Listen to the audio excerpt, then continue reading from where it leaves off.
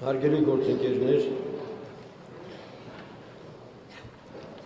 իմ վերջին հոդվածներից մեկում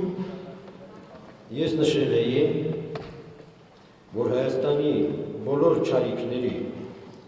սոցիալական ծանրագույն վիճակի, բնակչության աղքատության, զանգվածային արտագաղթի, բանակի թեր զինվածության, ապօրինի ընտրությունների, արդարադատության չգոյության, ժողովրդավարության և մարդու իրավունքների ոտնահարման արմատը կոռուպցիան է, պետական պաշտոնյաների կողմից ազգային հարստության համատարած ու անհակ թալանը։ Սակայն սա այսբերգի միայն տեսանելի մասն է։ Անտեսանելին 1998 թվականից ի վեր հայոց պետականաշինության հիմքում դրված քաղաքական փիլիսոփայությունն է։ Այլ կերպ ասած, Ղարաբաղյան ստատուս քվոն պահպանելու և 100 տարի էլ շրջափակումների պայմաններում զարգանալու ռազմավարությունը։ Թե ժամանակին կանխատեսված ինչպիսի կործանարար հետևանքների է հասցրել այս փիլիսոփայությունը,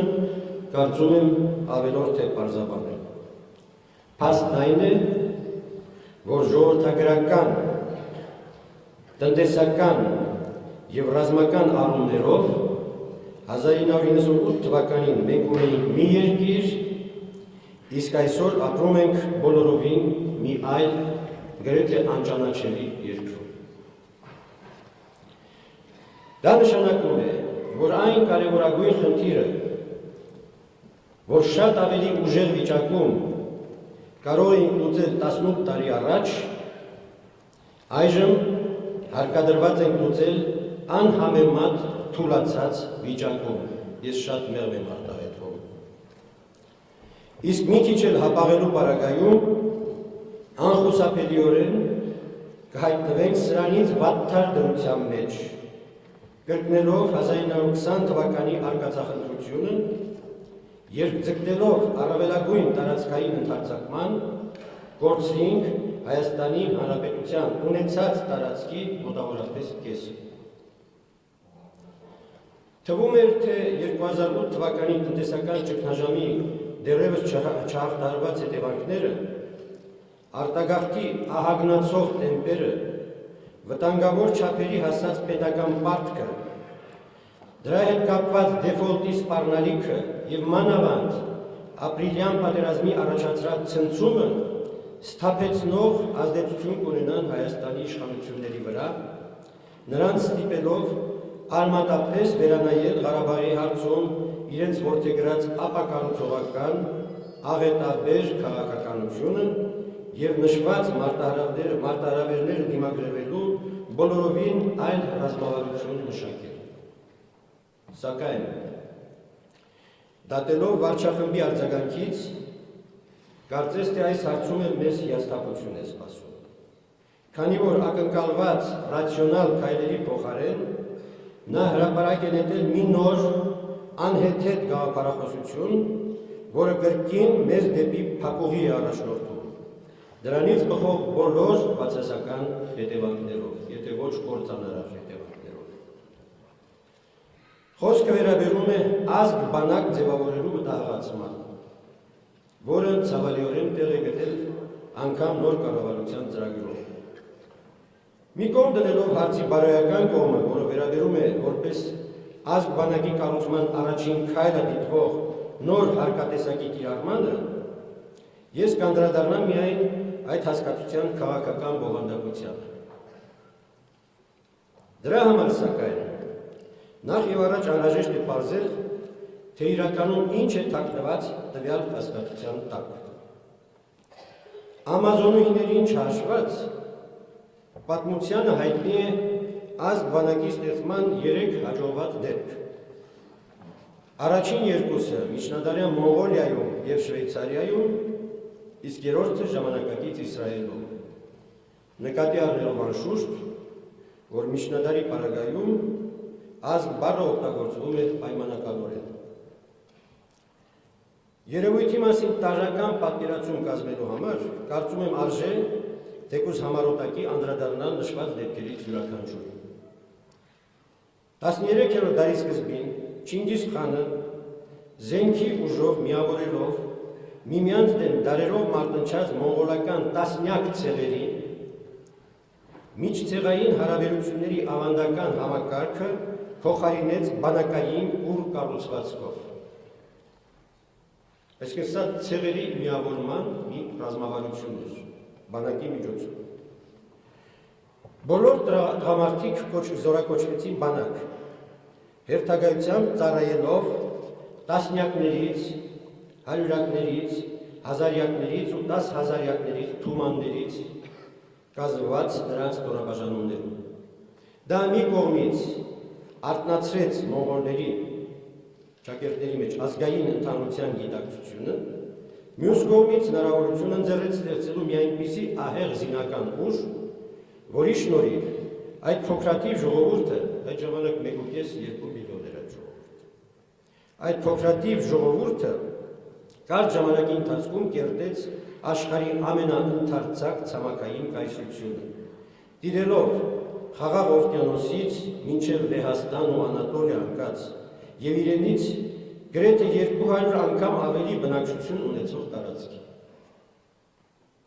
Այդ հսկայածավալ կայսրությունը սակայն գոյատևեց ընդամենը 5-6 տասնամյակ։ Ղուբիլայ մեծ խանի մահվան տարում 1254 թվականին նա բաժանվեց 4 մասի։ Ինչ պատճառով։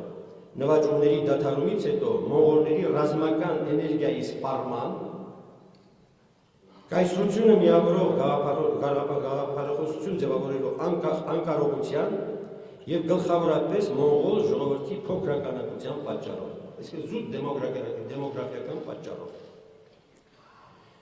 Ինչպես նշվեց ազգ բանակի ձևավորման հաջորդ հաջողված փորձը շվեյցարականն է, որի դրդապատճառներն ու հետապնդած նպատակները սակայն տարբերվում են մոնղոլականից։ Եթե մոնղոլների պարագայում դա ուղղված էր իրենց նվաճողական նկատումներին հագուրդ տալուն, ապա շվեյցարացիների մոտ թելադրված էր թշնամական միջավայրում սեփական երկրի գոյատևումն ապահովելու պահանջից։ Գերմանա-ֆրանսա-իտալական խառը բնակչություն ունեցող ալպյան հովիտների ավատատիրական իշխանությունները շվեյցարական դաշնության ձևավորման ավելի քան 500 տարիների ընթացքում 1291-ից 1815 հարկադրված լինելով դիմագրավելու ահեղ հարևանների Ֆրանսիայի, Գերմանիայի և Ավստրիայի շարունակական հարձակումները ապավինել են բացառապես սեփական ուժերին և մարդունակ բանակի կերտումը դիտել որպես ազգային գերխնդիր։ Ու թեև վերջին 200 տարիներին Շվեյցարիան օժտված լինելով չեզոք երկրի կարգավիճակով արտաքին վտանգների չի ենթարկվել և եվրոպական մայրցամաքում տեղի ունեցած բոլոր, այդ թվում առաջին և երկրորդ համաշխարհային պատերազմները շրջանցել են նրան, ավանդույթի ուժով այսօր էլ բանակը մնում է շվեյցարացիների համազգային հոգացության առարկան, որում զորակոչվածի, պայմանագրային ծառայողի, կամավորի և պահեստազորայինի հանգամանքով ներգրավված են 18-ից 50 տարեկան բոլոր առողջ տղամարդիկ։ Պատահական չէ, որ ոմանց կողմից Շվեյցարիան մեկ շնչին ընկնող զինվորականների թվով համարվում է աշխարհի ամենառազմականացված պետությունը, որն ի վիճակի է փայլուն պատրաստված պահեստազորի մոբիլիզացիայի շնորհիվ 1-2 օրում տասնապատկել իր զինված ուժերի թվաքանակը, իսկ մեկ շաբաթում 20-ակապատկել։ Քանի որ ազգ բանակի գաղափարի հայ ջատագովները ընդօրինակման առարկա են համարում իսրայելյան փորձը, հարկ է առաջանում դրան անդրադառնալ մի փոքր ավելի մանրամասնորեն։ Ազգ բանակի իսրայելյան ծրագրի իրականացման դրդապատճառը, մոտիվացիան, ըստ էության չի տարբերվում շվեյցարականից, թելադրված լինելով թշնամական միջավայրում ժողովրդի անվտանգությունն ու պետության գոյատևումը ապահովելու միևնույն պարտադրանքից։ ՄԱԿ-ի գլխավոր ասամբլեայի 47 թվականի նոյեմբերի 29-ի բանաձևի հիման վրա Պաղեստինը բաժանվեց երկու հավասար մասի, 14 հազարական քառակուսի կիլոմետր տարածքներով։ Իսրայելը ճանաչեց այդ բանաձևը եւ Պաղեստինում բրիտանական մանդատի ժամկետի սպառման օրը 48 թվականի մայիսի 14-ին հռչակեց իր անկախությունը։ Պաղեստինցի արաբներն ու արաբական երկրները, բոլոր արաբական երկրները, հրաժարվեցին ենթարկվել ՄԱԿ-ի բանաձևի եւ հաջորդ օրն իսկ պատերազմ հայտարարեցին Իսրայելին, սակայն ջախջախիչ պարտություն կրելով հարկադրված զինադադար կնքեցին։ Այսպիսով անխտիր բոլոր հարևան արաբական պետություններից համակեցության մերժում ստանալով Իսրայելը իր գոյությունը պահպանելու համար ստիպված եղավ բացառապես ապավինել սեփական ռազմական ուժին եւ հնարավորինս հզորացնել իր բանակը, ինչի շնորհիվ կարողացավ հաղթանակներ տանել նաեւ հետագա պատերազմներում։ Արաբա-իսրայելյան հակամարտության մթնոլորտը արմատապես բարելավվեց 1978-79 թվականների Քեմփ Դեվիդյան համաձայնագրերի ստորագրումից եւ Եգիպտոսի ու Հորդանանի հետ Իսրայելի կնքած հաշտության պայմանագրերի վավերացումից հետո։ Իսկ 1993 թվականին Իսրայելի պետությունը ճանաչվեց նաեւ Պաղեստինի ազատագրության կազմակերպության կողմից, ինչը սկիզբ դրեց իսրայելա-պաղեստինյան հաշտության գործընթացին, որը մինչ օրս դեռ չի ավարտվել։ Հարկ է ավելացնել, որ գոյապահպանության եւ երկրի անվտանգության ապահովման գլխավոր առաքելության իրականացումից բացի, իսրայելական բանակաշինության ծրագիրը կողմնակիորեն նպաստել է նաեւ ազգային մի քանի այլ խնդիրների լուծմանը, մասնավորապես բազմաթիվ երկրներից ներգաղթած տարալեզու եւ տարամշակույթ քաղաքացիների խայտաբղետ զանգվածից ընդհանուր լեզվով ու մշակույթով միասնացած ժամանակակից ազգի ձևավորման, գիտության եւ տեխնիկական մտքի սրընթաց զարգացման, ինչպես նաեւ ռազմաարդյունաբերական համալիրում ներդրվող նոր տեխնոլոգիաները տնտեսության զանազան ոլորտներում կիրառելու առումներով։ Իսրայելական զինված ուժերի առանձնահատուկ դերի արտահայտությունն է նաեւ այն, որ զինապարտությունը տարածվում է ոչ միայն տղամարդկանց, այլև կանանց վրա, եւ որ այդ երկրի վերջին 60 տարիների 8 վարչապետներից 3-ը Ռաբին, Շարոն, Բարակ եղել են գեներալներ, իսկ 2-ը Բեգին, Շամիր երկրապահական երկում կազմակերպության լեգենդար հրամանատարներ։ Ժամանակի սղությունը թույլ չի տալիս ավելի հիմնավորապես լուսաբանել ազգ բանակի ստեղծման պատմական այս նախադեպերը եւ խորանալ դրանցից յուրաքանչյուրի բովանդակության առանձնահատկությունների, տնտեսական, ժողովրդագրական եւ հասարակական զարգացումների վրա նրանց ունեցած ազդեցության եւ այլ հարցերի մեջ։ Կարծում եմ սակայն, որ այս թռուցիկ ակնարկն անգամ հստակ պատկերացում է տալիս այն մասին, թե ինչպիսի դրդապատճառներ ու գործոններ են ազդել նման գաղափարի հղացման վրա եւ որքան ռեսուրսներ են պահանջվել դրա իրականացման համար, նկատի ունենալով անշուշտ թե մարդկային եւ թե նյութատնտեսական ռեսուրսներ։ Դրդապատճառների վերաբերյալ ինչ որ պետք էր արդեն ասվեց, իսկ ռեսուրսների մասին ավելորդ է խոսել, որովհետեւ քանի խոսքը վերաբերում է հաջողված փորձերին, նշանակում է դրա համար անհրաժեշտ ռեսուրսները լիովին բավարարելը։ Ներածական այս հիմնադրույթներից բնականաբար բխում է, որ այս ազգ բանակի կառուցման հայկական տարբերակի ճարտարապետները պարտավոր են առաջին հերթին պատասխանել հետևյալ 3 հարցերին. ինչպիսի պարտադրանքից է թելադրված այդ ծրագիրը։ Երկրորդ, ինչ խնդրի լուծմանն է կոչված այն։ Եվ երրորդ, որքան ռեսուրսներ են պահանջվելու դրա իրականացման համար։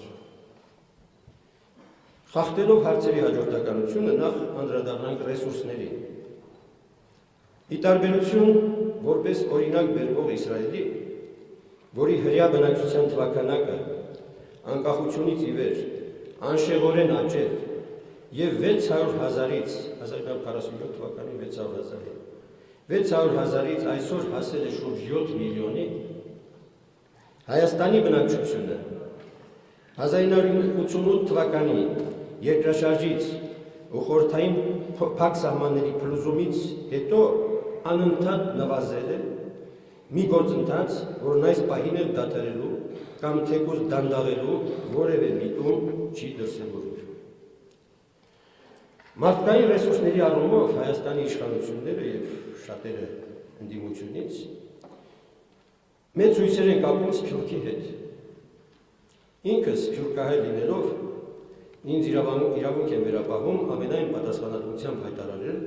որ այդ ակնկալիքը բացարձակ ցնորք է եւ ինքնախաբեություն։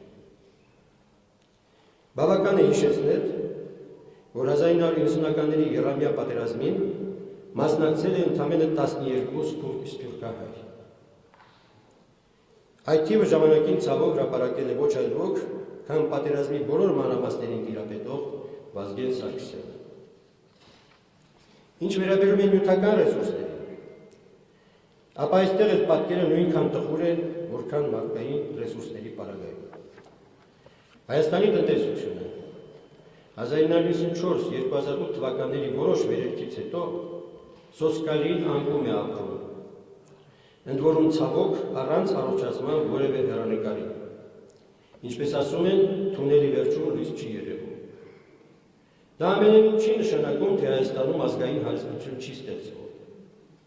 Անշուշտ ստեղծվում է։ Բայց 2001 թվականից ի վեր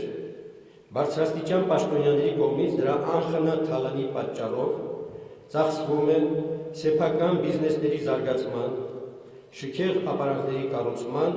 եւ Աֆրիկայում առյուծի որսով զբաղվելու վրա։ Իսկ մնացյալ գումարը կուտակվում է արտասահմանյան բանկերում։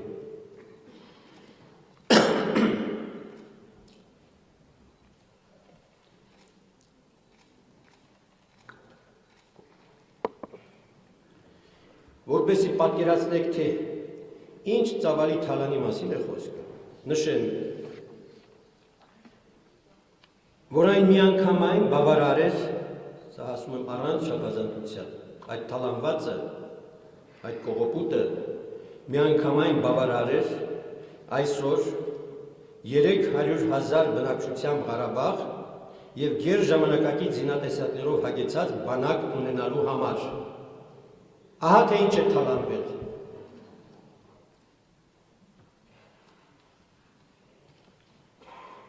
Եթե Հայաստանի տնտեսության ներկայիս վիճակը ողբալի չլիներ, ապա իշխանությունները զոհված ու հաշմանդամ զինծառայողների ընտանիքների կարիքները հոգալու համար ոչ մի այլ պարագայում չէին ընդունի ժողովրդից հազարական դրամ մուրալու խայտառակ օրենքը, ինչը առաջին իսկ քայլով ազգ բանակ գաղափարը վարկաբեկելուց բացի ծանրագույն հարված հասցրեց պետության արժանապատվության։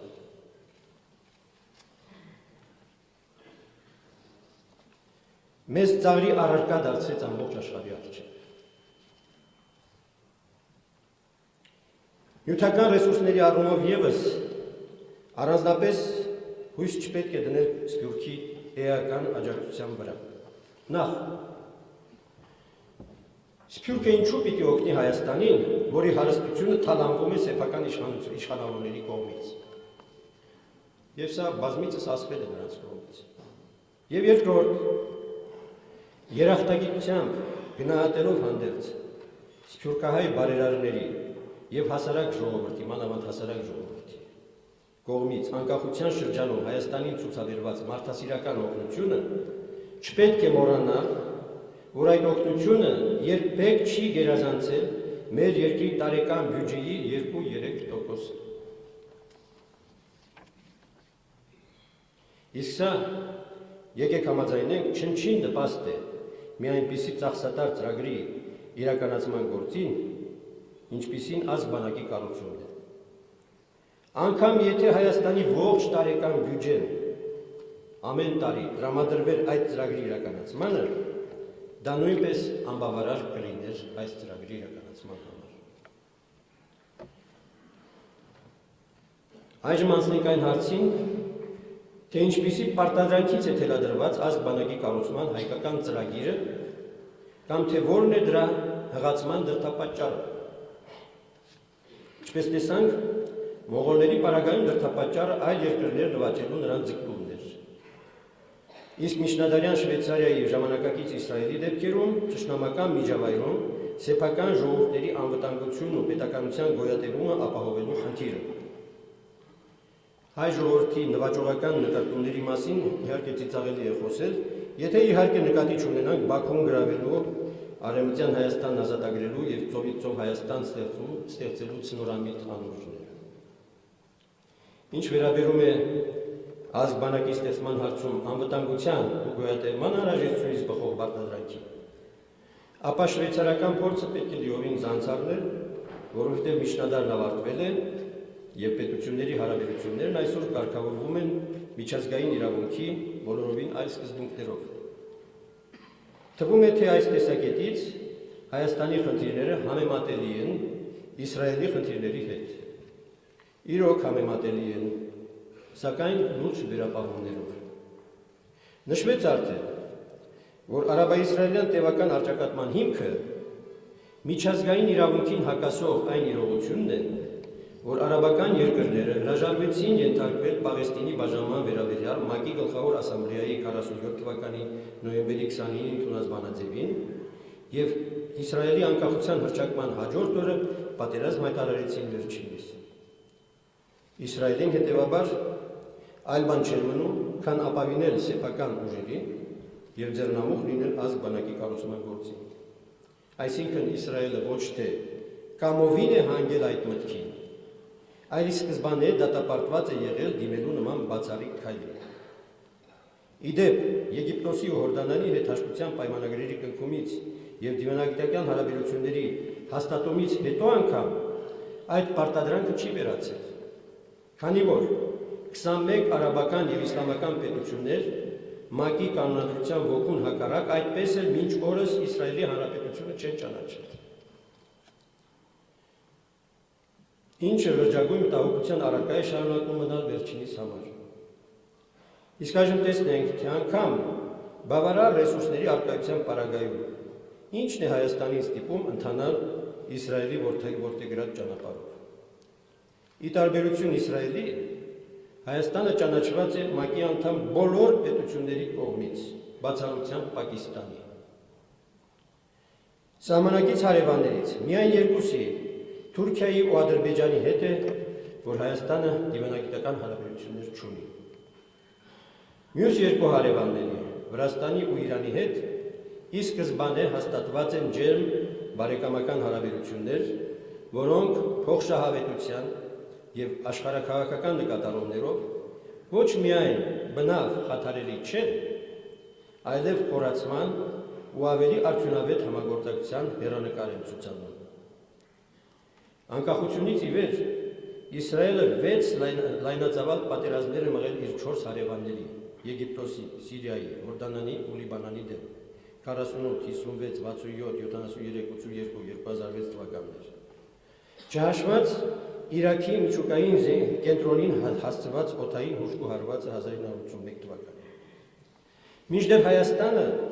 սահմանային ռազմական առճակատման մեջ է գտնվել միայն հարևաններից մեկի՝ Ադրբեջանի հետ։ Այս առումով իմիջայլոց տեղին է հիշեցնել, որ ներկայիս Հայաստանի վիճակը տարբերվում է ոչ միայն Իսրայելի, այլև Հայաստանի առաջին հանրապետության վիճակից, որը իր գոյության 2.5 տարիների ընթացքում պատերազմել է իր 4 հարևաններից 3-ի՝ Ադրբեջանի, Վրաստանի և Թուրքիայի հետ։ Ադրբեջանի ու Թուրքիայի հետ հակասությունների վերացումն ու բարիդրացիական հարաբերությունների հաստատումը կախված են ընդամենը մեկ հարցից՝ Ղարաբաղյան հակամարտության կարգավորումից, որին մանրամասն կանդրադառնամ քիչ հետո։ Չպետք է անկարևոր համարել այն իրողությունը, որ հակառակ այդ հարցում Ադրբեջանի հանդեպ Թուրքիայի ցուցաբերած անվերապահ քաղաքական աջակցությանը վերջինս Թուրքիան շրջափակումից բացի Հայաստանի դեմ որևէ այլ թշնամական գործողություն չի ձեռնարկել, դիվանագիտական ակցիաներ չհաշված, որևէ թշնամական, միակ թշնամական գործողությունը շրջափակումն է։ Ավելին, Թուրքիան ոչնչով չի կարողացել խանգարել Ղարաբաղի տարածքային ընդարձակման։ Ղարաբաղի կողմից այդ 7 շրջանների ազատագրման չի կարողացել խանգարել։ Էլ ավելին, գուցե պարադոքսալ հնչի, ցուցադրական աջակցության մեծ հույսեր ներշնչելով ու դրանով անզիջողականության մղելով Ադրբեջանին, Թուրքիան որոշ առումով նույնիսկ նպաստել է Արցախյան բանակի արձանագրած հաջողություններին։ Եթե հակամարտության հարցում կողմերից մեկին աջակցելու, տվյալ դեպքում Ադրբեջանին աջակցելու փոխարեն նա չեզոքություն պահպաներ ու դրանով Ադրբեջանին հույսեր չտալ, որ ինչ-որ բան կարող է ստանալ, իսկ նրան դրդել անզիջողականության, ապա Քելբաջարից հետո Ադրբեջանը չէր կորցնի իր տարածքի հավելյալ 5 շրջանները։ Թուրքիայի ապակառուցողական միջամտությունն այսպիսով ոչ թե թուլացրել, այլ ավելի ևս սրել է Ղարաբաղյան հակամարտության շուրջ ստեղծված լարվածություն։ Ինչևէ, վերոշարադրյալից ակնհայտորեն հետևում է, որ Հայաստանը զերծ է իր գոյությանը սպառնացող գրեթե բոլոր այն արտաքին վտանգներից, որոնք անկախության ավելի քան 40 տարիներին սպառնացել են Իսրայելին եւ այսօր էլ դեռ շարունակում են սպառնալիք մնալ։ Հետևաբար, մեր երկիրը անշուշտ ուշադրության կենտրոնում պահելով ազգային բանակի հզորացման անհրաժեշտությունը ամենևին պարտադրված չէ հետևելու ազգ բանակի կառուցման իսրայելյան օրինակին։ Արաբական եւ իսլամական աշխարհի հետ Իսրայելի ունեցած խնդիրների համեմատությամբ Հայաստանի ու Ղարաբաղի խնդիրները շատ ավելի լոկալ ու լուծելի են։ Այդ պատճառով է մասնավորապես, որ միջազգային հանրությունը դրանք առայժմ առաջնահերթություն չի դիտում։ Այս ամենից բացի, իսրայելյան փորձի ընդօրինակումը խոցելի է նաև միայն մեթոդաբանական առումով։ Ամենևին պարտադիր չէ, որ որևէ երկրում կիրառված արդյունավետ համակարգը կիրառելի լինի նաև ուրիշ երկրներում։ Չինական տնտեսական բարեփոխումների հրաշքն օրինակ կարող էր տեղի ունենալ միայն Չինաստանում։ Մի խոսքով, մեր պարագայում ազգ բանակի կառուցման ծրագիրը ձախորդ, չմտածված, վտանգավոր ծրագիր է, որի միակ արդյունքը լինելու է արտագաղթի խթանումը եւ Հայաստանի ու Ղարաբաղի վերջնական հայաթափումը։ Տպավորություն է ստեղծվում, որ վարչախումբը մտադիր է ազգ բանակ ծրագիրը իրականացնել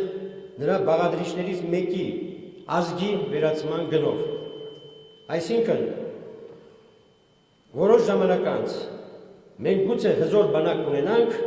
բայց հարց է ազգ մնացած կլինի, թե ոչ։ Բնականաբար հարց է առաջանում։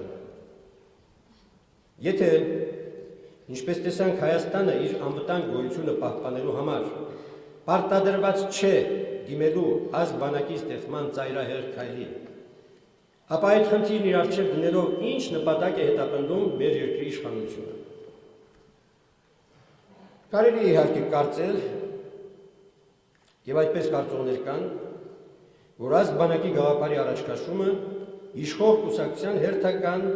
հայրենասիրախաղերից կամ նախընտրական փուչ կարգախոսներից մեկն է, ազգովի դառնանք ֆիդայի, համաշխարհային ազգ կազմակերպություն, ծովից ծով Հայաստան, Քուր Արաքսյան հանրապետություն, ոչ մի թիզ հող, համահայկական բանկ, Գյումրին տեխնոպարկ, Դիլիջանը ֆինանսական կենտրոն, Ստամբուլը արյան ծով, հեքիաթների շարքից։ Եթե այդպես է, ուրեմն ազգ բանակի գաղափարը այնքան էլ վտանգավոր չէ, որովհետև նախորդ փուչիկների պես շուտով կպայթի։ Իսկ եթե վարչախմբի մտադրությունը այս անգամ լուրջ է, ապա անհրաժեշտ է հարցին անդրադառնալ նույնքան լրջորեն։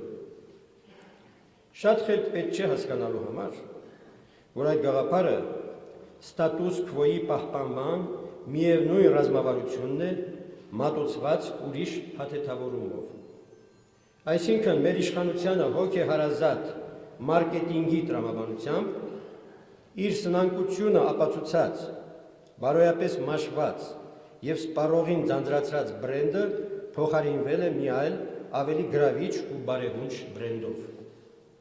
Այլ կերպ ասած, դաս չքաղելով անցած 18 տարիների դառը փորձից, վարչախումբը որոշել է շարունակել Ադրբեջանի ու Թուրքիայի հետ հավերժ առճակատման տխրահռչակ քաղաքականությունը, որն այս կարճ ժամանակամիջոցում արդեն իսկ տնտեսական, սոցիալական, ժողովրդագրական ու բարոյահոգեբանական բազում ավերներ է գործել Հայաստանում և Ղարաբաղում։ Դա նշանակում է առնվազն ևս 18 տարի ենթարկվել այդ ավերներին, մինչև Հայաստանից ու Ղարաբաղից բան չմնա և խնդիրն ինքնըստինքյան կորցնի իր ակտուալությունը։ Բազմիցս է ասվել, որ Հայաստանի ու Ղարաբաղի անվտանգության, տնտեսական զարգացման և ժողովրդագրական վիճակի բարելավման գլխավոր երաշխիքը Ղարաբաղյան հակամարտության և հայ-թուրքական հարաբերությունների կարգավորումն է։ Պարզվում է սակայն, որ այս տարրական ճշմարտությունն ըմբռնելու համար 18 տարին էլ չի բավականացրել մեր իշխանություններին։ Իրականում խնդիրը մեկն է, լուծեք այդ խնդիրը, մյուսները լուծվում են։ Դա Ղարաբաղի խնդրի լուծումն է, որից հետո հայ-թուրքական հարաբերությունները կկարգավորվեն ինքնաբերաբար, հաջորդ օրն իսկ։ Իսկ Ղարաբաղի հարցի լուծման այլ տարբերակ, քան փուլայինը, գոյություն չունի։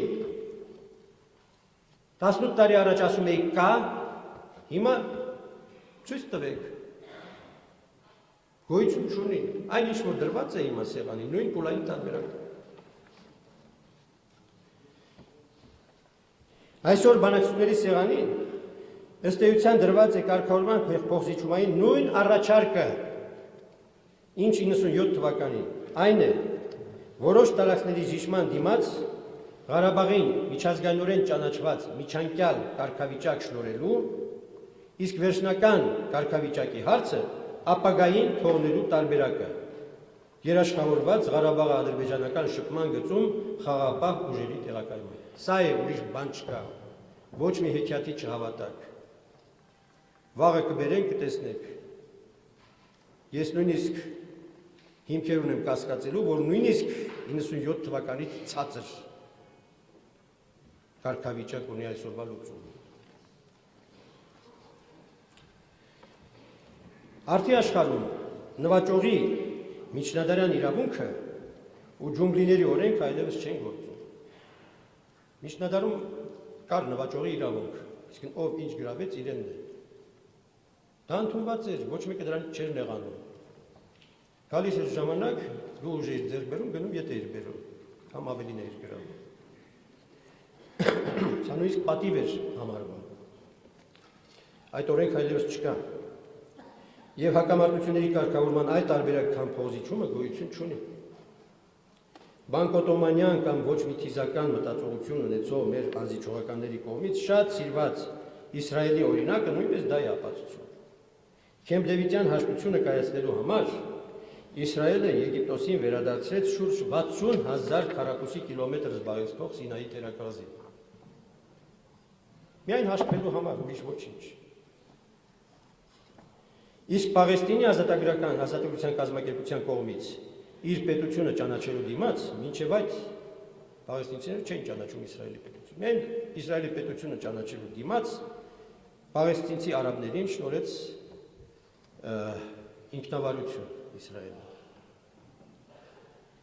Պատրաստ լինելով որոշ խնդիրների լուծումից հետո ճանաչել նաև նրա անկախությունը։ Մի քանի խնդիր է մնացել։ Դրանք դժվարին ցավոտ փոխզիջումներ էին, հանուն որոնց կայացման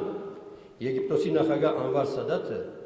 և Իսրայելի վարչապետ Իսխակ Ռաբինը նույնիսկ կյանքով հատուցեցին։ Երկուսին էլ իրենց հայրենասերները գնդակահարեցին։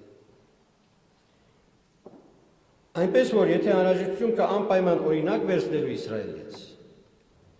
ապա պետք է վերցնել ոչ թե ազգ բանակի, այլ խաղաղություն այժմ, peace now շարժման օրինակը։ Խաղաղություն հենց հիմա։ Այդպիսի մի հզոր շարժում էր, որ փոխեց արաբա-իսրայելյան հակասությունների մթնոլորտը։ Հակամարտությունների փոխզիջումային կարգավորման կանոնը թույլատրված է խախտել միայն գերտերություններին։ Այդ բանը չգիտակցող Սադամ Հուսեյնը զավթելով Քուվեյթը կործանեց թե իրեն, թե իր երկիրը։ Փոխզիջման այլընտրանքը պատերազմ է պնդումը ապացուցված պատմական անթիվ օրինակներով վիճարկելի չէ։ Կարիք չկա նաև բացատրելու, թե ինչպիսի ողբերգական հետևանքներ են ունենում պատերազմները։ Դա մեզ չպետք է ապացուցեն, դա մեր սերունդը դրա մեջ է ծնվել մեծացել։ Ոչ իսկ բուն պատերազմը, այլև նրա սպառնալիքն անգամ հղի է այնպիսի հետևանքներով, որոնցից ամենացցությունը զանգվածային արտագաղթն է։ Հայաստանը բնակչությունից դատարկվում է ոչ այնքան սոցիալական ծանր պայմանների, աղքատության, արդարության բացակայության և կոռուպցիայի, որքան պատերազմի վերսկսման տևական վտանգի պատճառով։ Սա մեզնից ոչ ոք չի կարողանում հրապարակայնորեն խոստովանել, բայց յուրաքանչյուրի սրտում սա է նստած, ես գիտեմ։ Անարդարություններին կդիմանային, չքավորությանը կդիմանային, բայց որ ամեն ծնող մտածում է, թե ինչ կլինի վաղը իր երեխայի հետ, սա է, ուրիշ պատճառ չկա։ Եվ սա, գիտեք ինչ, չպետք է սրա համար բարդույթավորվել, սա միայն մեզ հատուկ երևույթ չէ։ Մեր աչքի առջև վերջին մի քանի տասնյակ տարիների ընթացքում պատերազմի կամ դրա սպառնալիքի պատճառով միլիոնավոր մարդիկ են արտագաղթել նաև Վրաստանից, Ադրբեջանից, Իրաքից, Լիբանանից, Սիրիայից, Աֆղանստանից, Սուդանից, Ուկրաինայից և մի շարք այլ երկրներից։ Ղարաբաղյան հակամարտության այն հանգուցալուծմանը, որին Հայաստանը առավելագույն ջանքերի գնով կարող է հասնել ներկայումս, ասում եմ, դեռ շատ ջանքեր պիտի գործադրենք դրան հանգելու համար։ Շատ ավելի շահեկան պայմաններում մենք կարող ենք հասնել դեռևս 1998 թվականին։ Եթե դա տեղի ունեցած լիներ, ապա ոչ միայն խուսափեինք անցած 18 տարիների անտեղի տառապանքներից ու կորուստներից, այլև այսօր ունենայինք բոլորովին մի այլ, ծաղկուն, մարդաշատ, զարգացող երկիր և ապահով Ղարաբաղ։ Ցավում եմ, որ այս պարզ ճշմարտությունները ժամանակին չհասկացվեցին իմ որոշ գործընկերների կողմից, և մենք կորցրեցինք հարցի լուծման հարմարագույն պահը։ Հուսով եմ այս պնդումը կընկալեք ոչ թե որպես ոմանց ուղղված կշտամբանք, այլ որպես զգուշացում առ այն, որ եթե նորից ժամանակ կորցնենք, հետագայում ստիպված ենք լինելու հարցը լուծել ավելի վատ պայմաններով ու շատ ավելի թույլ վիճակում։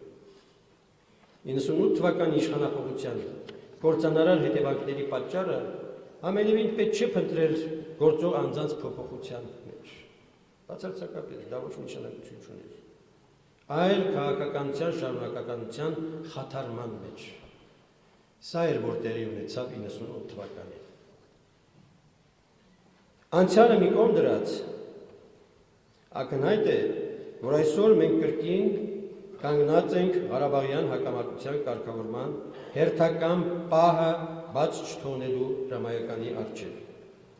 ինչի վկայությունն են մասնավորապես վերջին շրջանում այդ ուղղությամբ Ռուսաստանի գործադրած լուրջ ջանքերը։ Մի առիթով ես ասել եմ, որ Ղարաբաղի հարցի լուծման բանալին գտնվում է Ռուսաստանի ձեռքում։ Սա մարդկանց համակրությունների կամ հակակրանքների հետ որևէ կապ չունեցող բան է, սա իրականություն է։ Եվ Ռուսաստանի այդ ջանքերը վերջին շրջանի արդ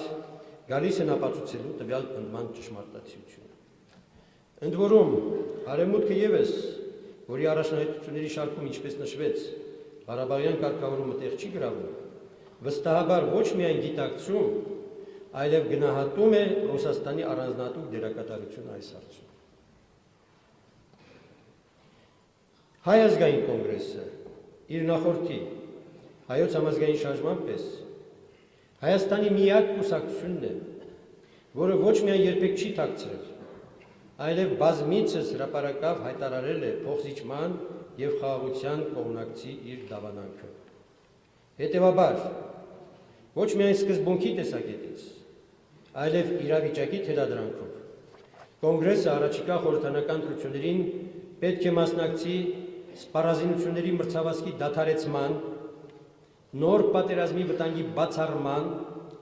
Ղարաբաղի հարցի լուծման,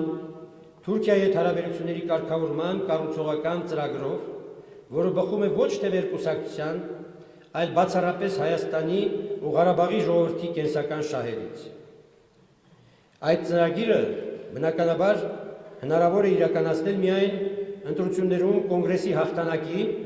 կամ ազգային ժողովում պատկառելի ներկայություն ունենալու պարագայում։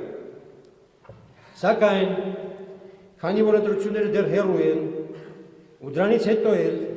մինչև 2018 թվականի ապրիլը Հայաստանում պահպանվելու է նախագահական համակարգը,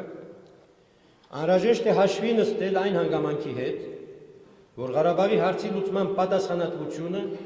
ևս 1.5 տարի դրված է լինելու Սերժ Սարգսյանի վարչակազմի և նրա հենարանը հանդիսացող կուսակցությունների վրա։ Մյուս քաղաքական ուժերը, այդ թվում Հայ ազգային կոնգրեսը, առայժմ կարծիք արտահայտելուց բացի գործընթացի վրա ազդեցության որևէ այլ լծակ չունեն։ Դա չի նշանակում անշուշտ, որ նրանք, եթե ոչ իրավական, ապա առնվազն բարոյական պատասխանատվություն չպետք է ստանձնեն և ձեռքերը լվանալով մի կողմ քաշվեն։ Մի այնպիսի համազգային խնդրի լուծման հարցում, ինչպիսին Ղարաբաղյան հակամարտությունն է, խաղաղության և հաշտության կողմնակից բոլոր կուսակցությունները, քաղաքացիական կազմակերպությունները և մտավորական խավերը պարտավոր են զորավի կանգնել օրվա իշխանություններին, ով կուզի լինի, հանրապետական է, դաշնակ է, թե չգիտեմ կոմունիստ է, եթե կա իշխանություն, որի վրա է դրված այդ պատասխանատվությունը, որ այդ իշխանությունն է ստորագրելու վերջին հաշվով որևէ համաձայնագիր, ուրեմն անկախ բոլոր հակասություններից, անկախ նրանց նկատմամբ ունեցած վերաբերմունքից պետք է զորավի կանգնել այդ իշխանությունը։ Արտաքին սպառնալիքի կամ ներքին կայունության խախտման վտանգի պարագայում մենք միշտ առաջնորդվել ենք այդ սկզբունքով, ինչի վկայությունն է մասնավորապես հոկտեմբերի 27-ին ապրիլյան պատերազմի ժամանակ և Սասնա ծռերի հետ կապված դեպքերի օրերին մեր դրսևորած դիրքորոշումը։ Մյուս քաղաքական ուժերը կամ անզիջողականներ ու ոչ մի թիվ հողականներ են, կամ էլ այդպիսին չլինելով ազգադավ կոչվելու վախից չեն համարձակվում Ղարաբաղի հարցում որևէ դիրքորոշում արտահայտել։ Հակառակ այն հանգամանքի, որ ոչ մի թիվ հողականներից շատերը հողերի ձեռքբերման հետ որևէ կապ չեն ունեցել, իսկ որոշ մասը Վարուժան Ավետիսյանի դիպուկ արտահայտությամբ պարզապես զինվորի ու ազատամարտիկի արյան վրա ձեռք տաքացնողներ են, նրանց գոյությունը նույնպես դժբախտաբար արտարոտ չպետք է համարել։ Այդպիսի ծայրահեղական ուժեր կան անգամ զարգացած ժողովրդավարական երկրներում, այդ թվում նույն սույն ելույթում բազմիցս հիշատակված Իսրայելում։ Արտառոցն ու ապշեցուցիչը հանրապետական կուսակցության և կոալիցիոն կառավարության ներկայացուցիչների պահվածքն է։ Այդ կուսակցության ոչ մի անդամ և պետական ոչ մի պաշտոնյա լղոզված ու կծկտուր խոսքերից բացի երբևէ փոխզիջման վերաբերյալ հրապարակային հստակ հայտարարությամբ հանդես չի եկել։ Հասարակությանը խաղաղության նախապատրաստելու և դրա ընդդիմախոսներին հակադարձելու գործում նրանք փաստորեն լքել, մենակ են թողել իրենց նախագահին։ Այնինչ դա պետք է լիներ ոչ թե Հայ ազգային կոնգրեսի, այլ առաջին հերթին հենց իրենց գործը։ Պահն է վերջապես գիտակցելու, որ Ղարաբաղյան կարգավորման բանակցային գործընթացում հաջողության հասնելու համար Սերժ Սարգսյանին անհրաժեշտ է հանդես գալ ժողովրդի մեծամասնության, քաղաքական ուժերի և հասարակական կազմակերպությունների աջակցությունը վայելող առաջնորդի և ոչ թե սեփական երկրի ներսում լուրջ խնդիրներ ունեցող թույլ ղեկավարի հանգամանքով։ Իսկ դրա համար ոչ թե պետք է էժանագին հայրենասիրական հոխորտանքներով թևաթափ անել նրան, այլ ընդհակառակը խրախուսել կատարելու Ղարաբաղյան կարգավորման վճռական քայլը։ Այլապես բանակցությունների ընթացքում նրա փաստարկների հետ ոչ ոք հաշվի չի նստի։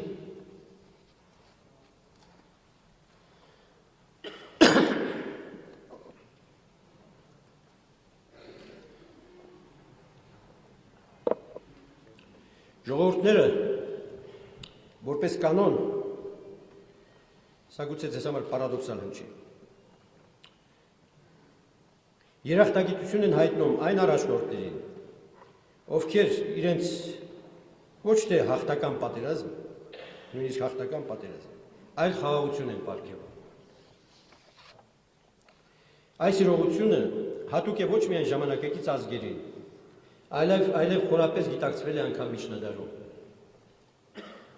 Որքան էլ միջնադարյան հեղինակները գովերքեին իրենց թագավորների կամ սուլթանների զինական առաքինությունները ու քաջագործությունները, նրանց կողմից այդուհանդերձ ավելի բարձր են դասվում այն պետական այրերը, որոնք խաղաղություն և բարօրություն են պարգևում իրենց ժողովուրդներին։ Թեկուզ դրանք նվաճված լինեն փոխզիջումների գնով։ Հայ իրականության մեջ այդ գաղափարը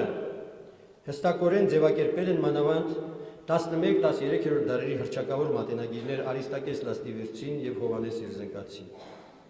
Թագավորած օրեն է աշխարհի խաղաղություն և շինություն հոգալ, ասում է Լաստիվերցին։ Այսինքն թագավորները պարտավոր են աշխարհին կամ իր երկրին խաղաղություն և շինություն պարգևել։ Իդեպ միջին պարսկերենից փոխառված հայերեն շեն և ասորերեն շայնա արմատներից ածանցյալ շինություն և մշայնութը բառերը ունեն երկու իմաստ՝ խաղաղություն և բարօրություն։ Ինչը նշանակում է, որ ժողովրդական լեզվամտածողության մեջ այդ երկու գաղափարները բացարձակականապես նույնացվել են, արտացոլելով այն ըմբռնումը, որ եթե չկա խաղաղություն, բարօրություն լինել չի կարող։ Սերժ Սարգսյանին արդ մնում է հետևել մեր նախահայրերի իմաստությանը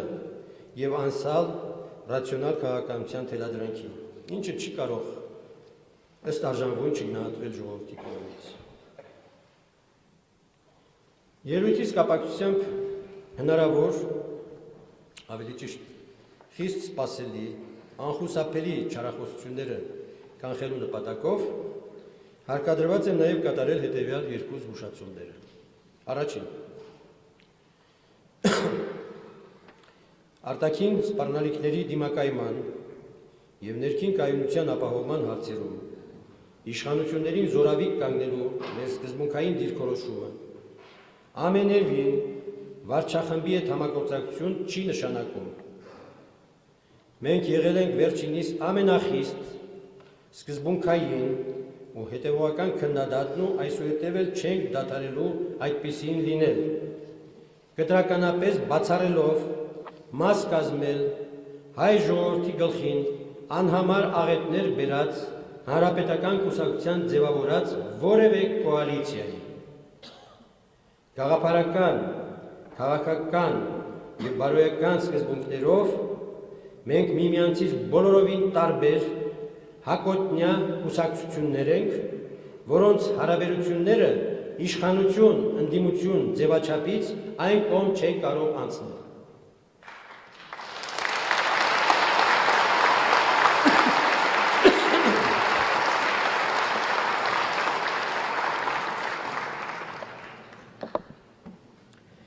Եվ երկրորդ զգուշացումը։ Ադրբեջանի ղեկավարությունը չարաչար սխալված կլինի, եթե այս ելույթի հաշտարար ոգին և հայ ժողովրդի խաղաղության ձգտումը թուլության նշան համարի ու ավելի ևս կոշտացնի իր դիրքորոշումը Ղարաբաղի հարցում։ Ապրիլյան պատերազմը, կարծում եմ, նրան ապացուցած պետք է լինի վտանգի պահին հայ ժողովրդի միավորվելու ու ցանկացած ոտնձգության հուժկու հակահարված տալու կարողությունը։ Սեփական նախաձեռնությամբ սանձազերծված հաջորդ պատերազմում երբ էլ այն պատահի, Ադրբեջանը հաստատաբար դառը պարտություն կկրի և ևս մի քանի շրջան կկորցնի։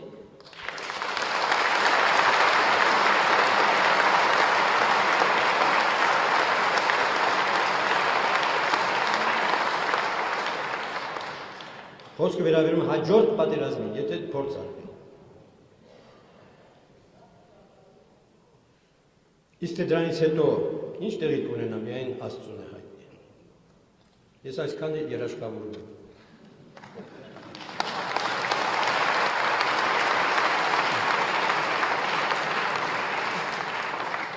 Հակառակ իր ռազմաշունչ հռետորաբանությանը Իլհամ Ալիևին ես համարում եմ ռացիոնալ մտածող պետական գործիչ։ որը ընդունակ է համաչափ քայլ կատարել խաղաղության հաստատման, նաև հենց իր սեփական ժողովրդին խիստ անհրաժեշտ ուղղությամբ։ Որքան մեծ է խաղաղությունը, հաշտությունը անհրաժեշտ, նույնքան իրեն։ Ինչպես ժամանակին իմ պատերազմ թե խաղաղություն հոդվածին ընդարձակ ելույթով ողջախոհաբար արձագանքեց իր հայրը, հանգուցյալ Հեյդար Ալիևը։ Նա շատ ճիշտ հասկացավ այդ հոդվածի մեսիջը։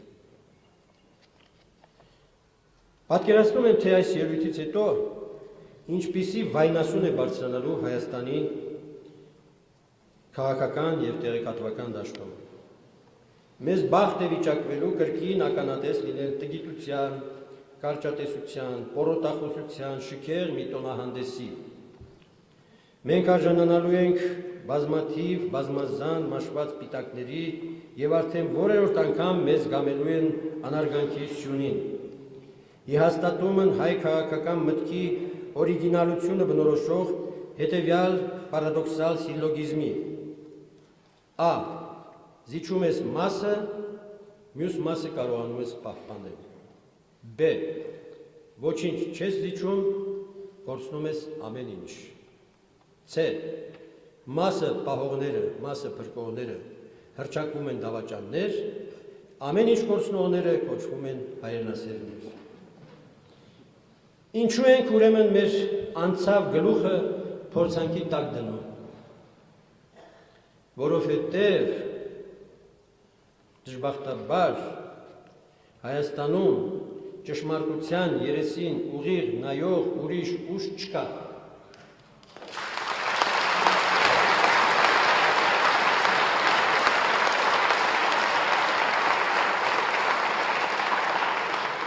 Եթե մենք էլ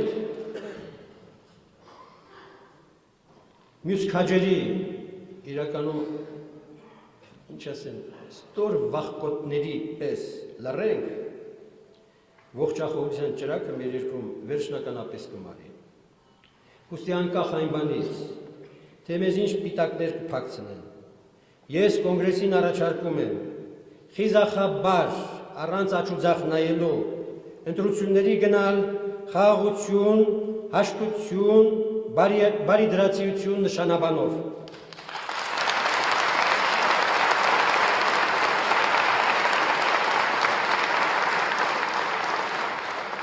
Դա չի կարող հասկացողություն չգտնել ժողովրդի ճնշող մեծամասնության մոտ, որովհետև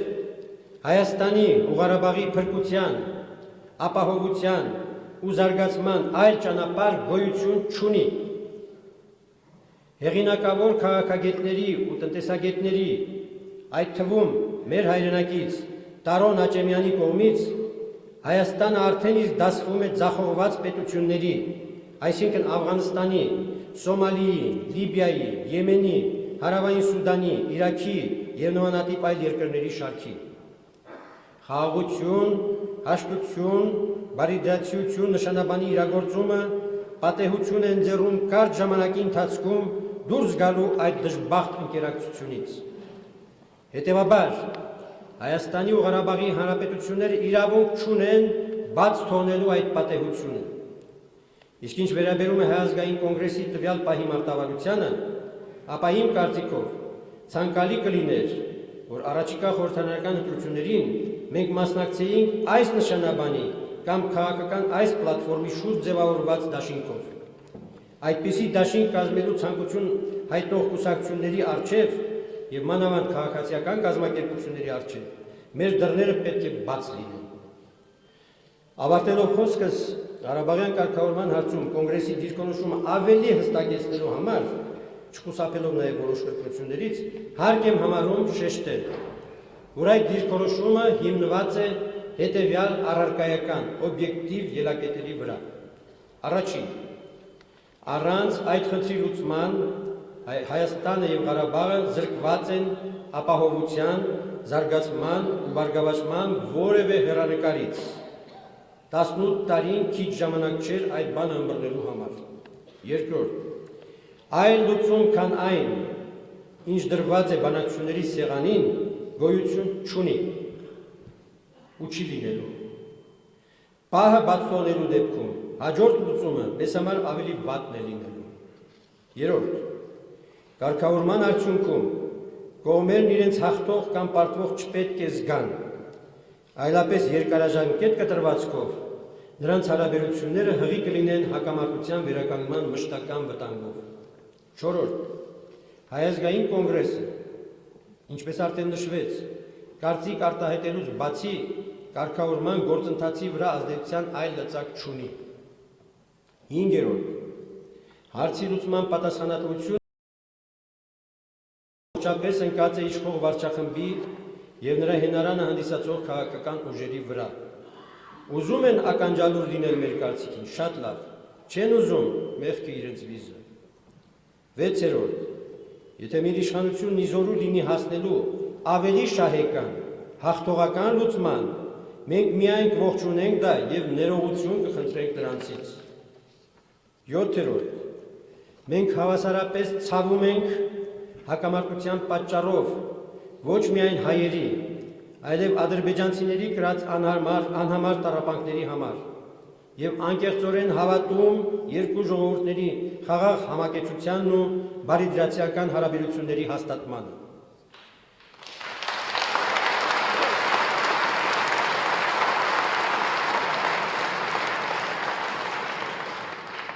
Երույթս գուցե դառը ստացվեց, բայց իմ նպատակը ոչ թե մարդկանց վհատեցնելն էր, այլ ընդհակառակը